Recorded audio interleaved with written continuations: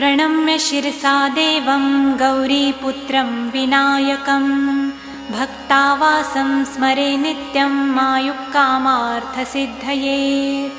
प्रथमं वक्रतुण्डं च एकदन्तं द्वितीयकं तृतीयं कृष्णपिङ्गाक्षं गजवक्त्रं चतुर्थकं लम्बोदरं पञ्चमं च षष्ठं विकटमेव च सप्तमं विघ्नराजेन्द्रं धूम्रवर्णं तथाष्टमं नवमं भालचन्द्रं च दशमं तु विनायकम् एकादशं गणपति द्वादशं तु गजाननं द्वादशैतानि नामानि त्रिसन्ध्यं यः पठेन्नरः न च विघ्नभयं तस्य सर्वसिद्धिकरं प्रभो।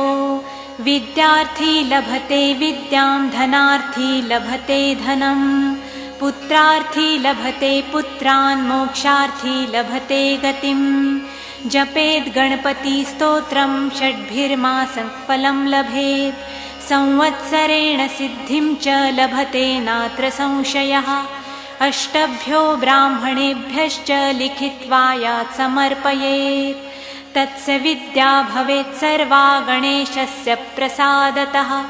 इति श्रीनारदपुराणे सङ्कटनिरसननाम गणेशस्तोत्रं सम्पूर्णम्। श्रीसीतारामचन्द्रार्पणमस्तु।